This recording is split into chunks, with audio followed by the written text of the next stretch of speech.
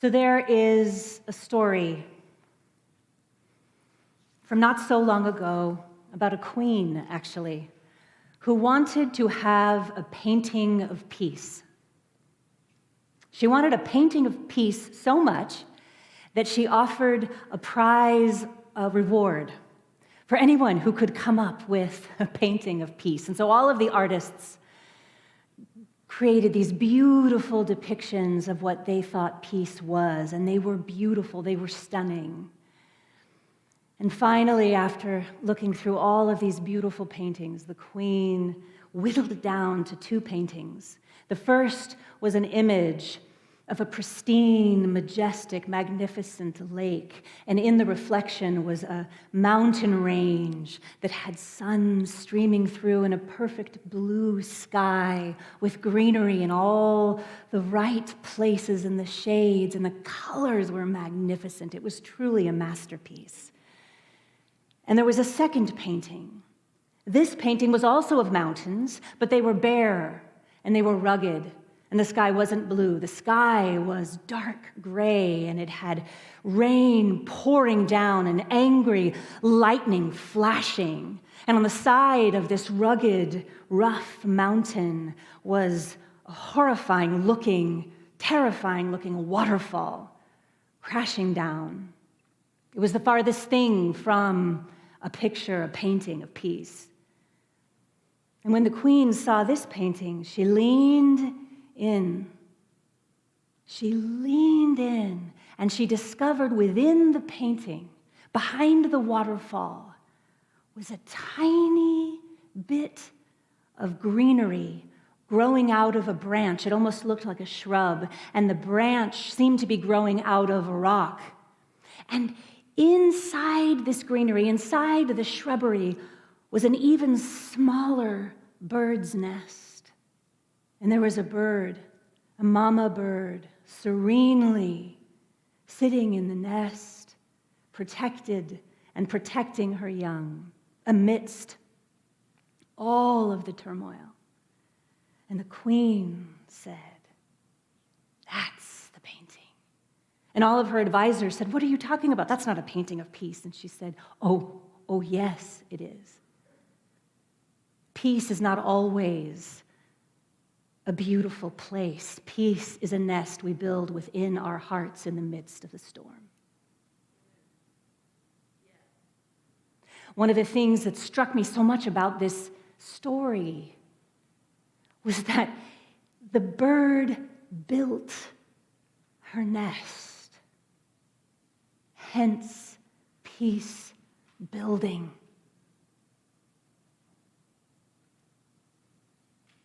I invite you to allow that image to stay with you this week. The image of the pristine, calm mama bird protecting her young in the midst of a great storm. You know, it's felt like a week of storms, hasn't it? The heartbreaking and unbelievable situation in the Ukraine right now. Ukrainian people suffering so greatly. The Russian protesters risking treason and life imprisonment by their protesting. The draconian ban on gender-affirming health care for trans youth in Texas. And this week was the 10-year anniversary of the murder of 17-year-old Trayvon Martin. A lot of storms this week.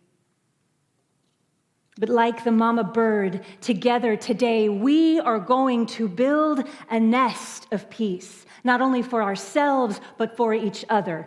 For here, around the United States, in Texas, in Ukraine, in Russia, and all the places that are calling for it. Are you with me?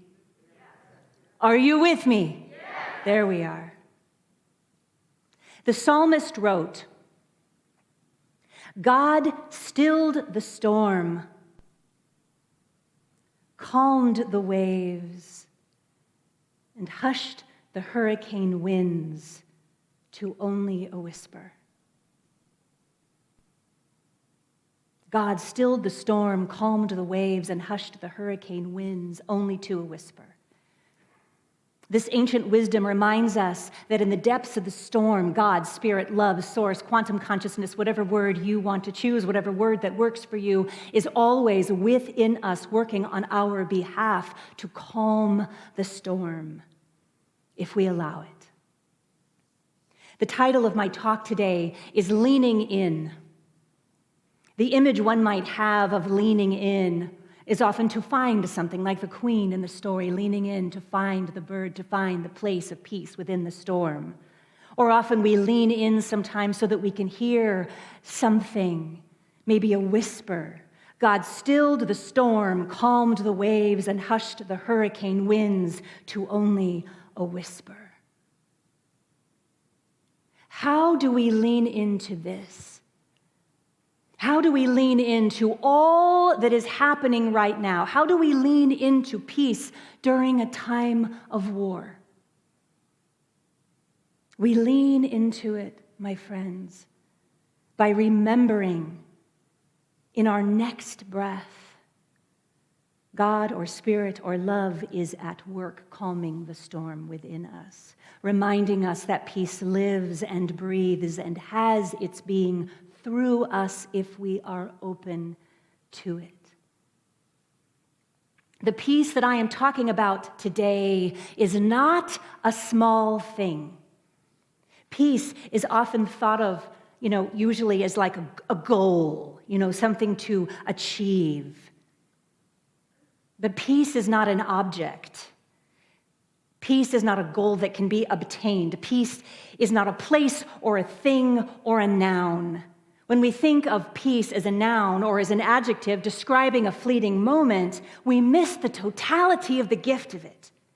Peace is quite literally a vibration. Peace is active. It is a vibratory state of being. Peace is a way of being. Peace is a way of living. We are called to be peace. Peace is a verb, my friends. Peace is not merely the absence of violence. Peace is the activity of love. The ancients knew this. There is a word in the Hebrew Bible that appears over 200 times. That word is shalom. That is the peace that I am talking about today. Shalom, peace. Shalom has its roots in the word wholeness. Shalom means peace, but it means so much more than that.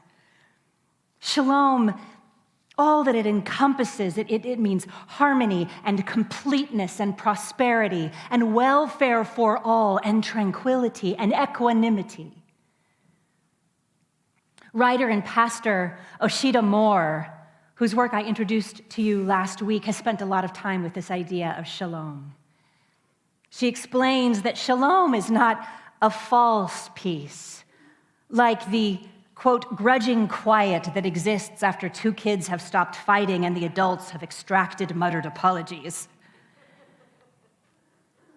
Rather, the concept of shalom is a kind of peace that moves us towards human flourishing. She said, shalom is the peace that calls God's dream for the world as it should be.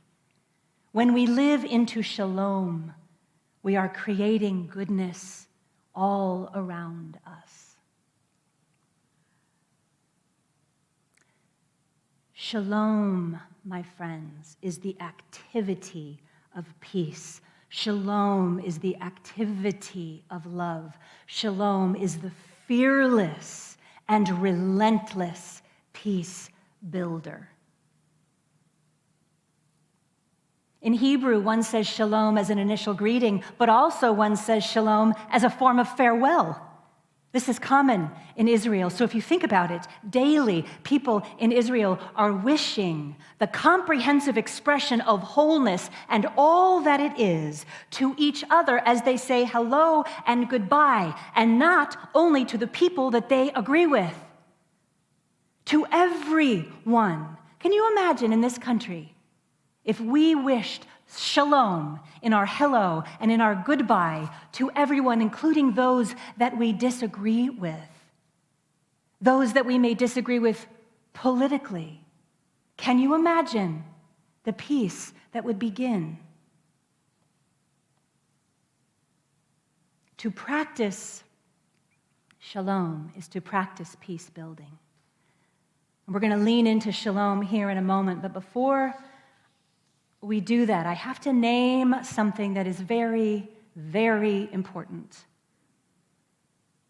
The United States, Canada, and across Europe historically have centered white conflict and have failed miserably in our response to conflict and war in countries with predominantly brown and black populations.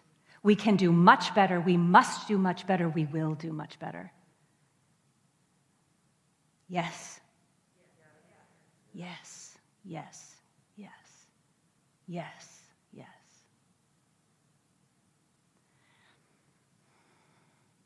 For those of you who may not know, I just want to bring in a little bit of context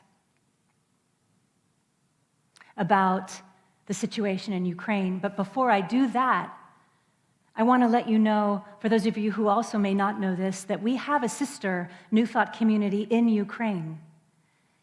It's been in large part focused on the work of peace building. This year marks the 21st year that our very own Dr. Reverend Barbara Legere brought our New Thought teaching to Ukraine in 2016. In 2016, they held their annual spiritual living conference where a group of many beloved leaders in our movement went to Kyiv and met people there and prayed with people there. This past Friday, on a Facebook Live, Rev. Barbara held a visioning for peace in Ukraine.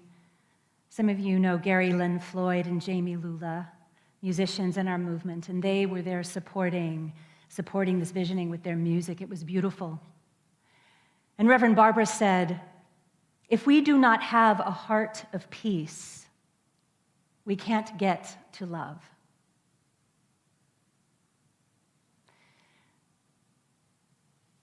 Here in the United States, in general, for the most part, we do not grow up learning much about Eastern European history. I think it's important to place into this conversation, into this sacred space. You know, Ukraine actually has an older and earlier culture than Russia.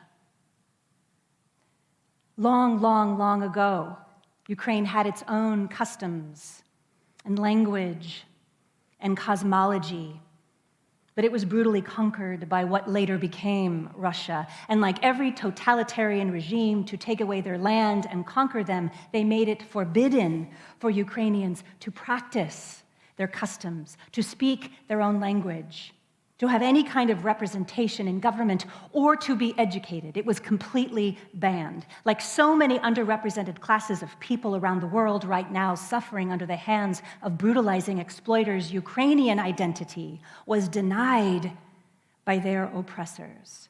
And otherizing and propaganda was used to justify attacking them. The Ukrainian people have been through so much. Hundreds and hundreds and hundreds of years. And these are just some of the reasons why in the past 4 days, their determination to hold their democracy has inspired people around the world. The colors of the Ukrainian flag are all over social media and lighting up buildings across North America and Europe. Musical performances are beginning with the Ukrainian anthem, and protesters are marching and holding vigils for Ukraine everywhere, all over the world, my loves. London, Beirut, Istanbul, Berlin, France, Spain, Austria, the Netherlands, Tokyo, Mexico City, South Africa, Taipei, New Delhi, Montreal, Australia, Tel Aviv, Poland, Sri Lanka, Milan, Brazil, all across Europe, And all across the United States, New York, Chicago, Washington, D.C., Colorado, San Francisco, right here in Oregon, just to name a few.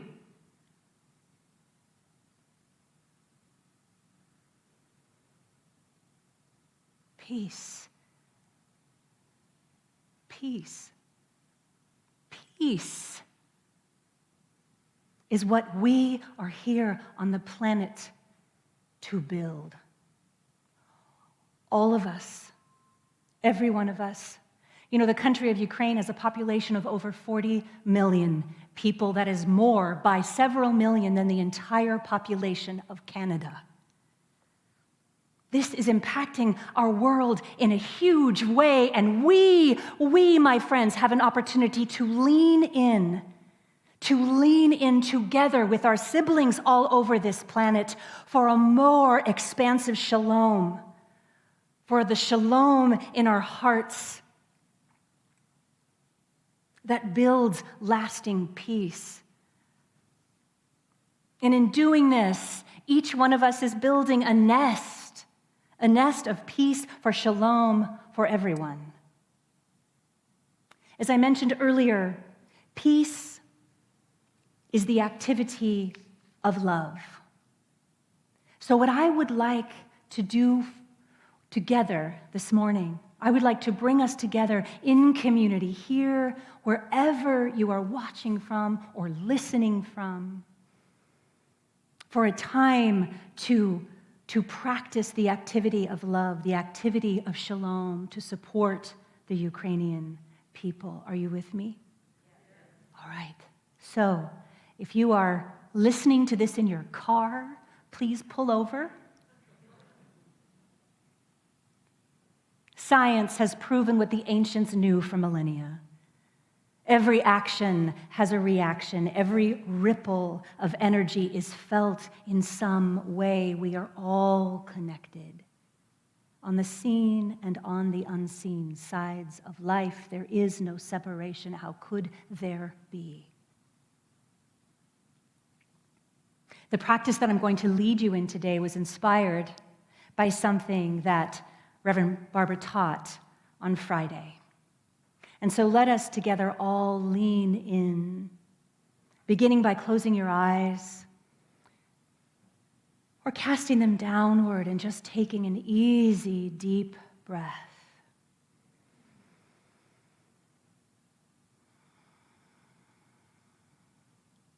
Softening your shoulders, softening your belly, softening your heart, softening your brow. Take in another deep, nourishing breath. Knowing there is absolutely no wrong way to do this, I invite you to gently place your hands over your heart. Just gently, gently. With your hands over your heart, I invite you to bring into your heart all the love in your life.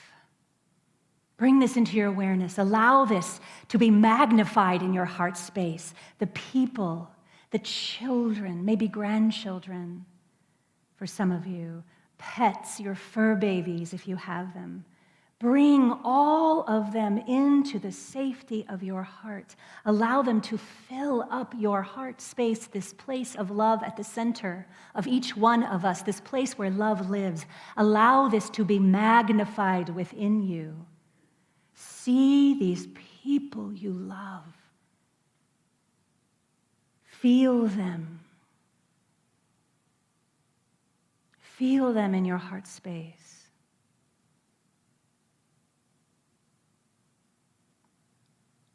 And now, include in this space all the places and the spaces that nurture you and that bring you love as well. Allow the feelings of love that you have for your life to be fully felt in this divine moment. And now I invite you to feel all of this love in the palm of your hands, that is covering your heart. Allow this love to radiate through your heart chakra and into the palms of your hands, feeling this energy flow into this sacred space of your palms. I invite you to take a deep breath and gently open your hands, taking them off of your heart and extending them gently outward in whatever way feels right for you. I invite you to extend and send all of the love within you to the people of Ukraine. Sending this love forth, surrounding them in this force field of love, of loving energy, visualizing them safe and protected, feeling this immense love. And now, staying with this, I invite you to take in another deep, nourishing breath and send the very same level of love to the people in Russia who are now bravely protesting. Sending your love to them now as well. And because our love knows no limits, taking in another deep, slow, easy breath, I invite you to send this very same vibration of powerful love to the Russian soldiers and the architects of this war, recognizing that they have lost their way in this storm. And even though it may be hard to see, they too are from the very same stardust and God stuff that we are. Sending this love to them as well.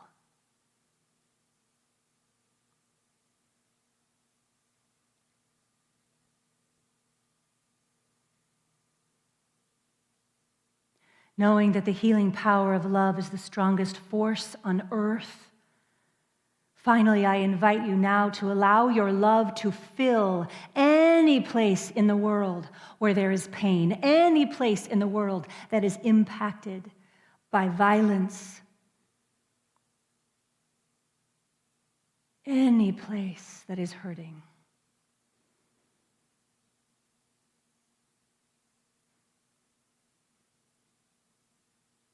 Peace in our lifetime is our greatest prayer.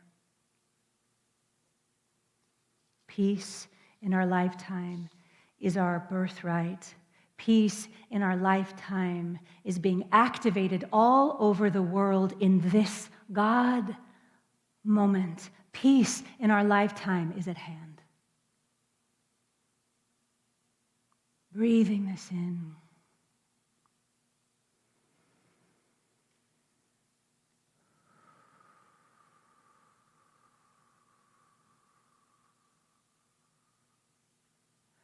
And so in this moment together, we bless all people everywhere, all people who gather in churches and mosques and ashrams and synagogues and temples and in the streets across this globe.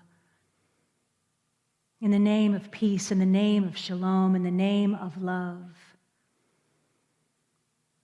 we affirm peace right where they are, just as this same peace is right where we are. And as we move into our day and into our week, we carry this blessing of love with us.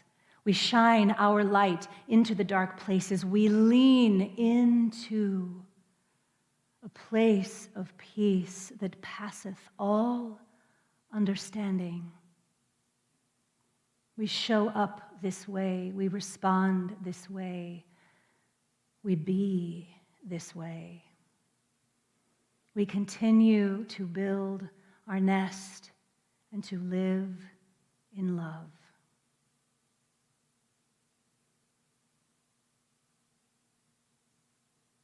And so it is. Blessed be. Amen.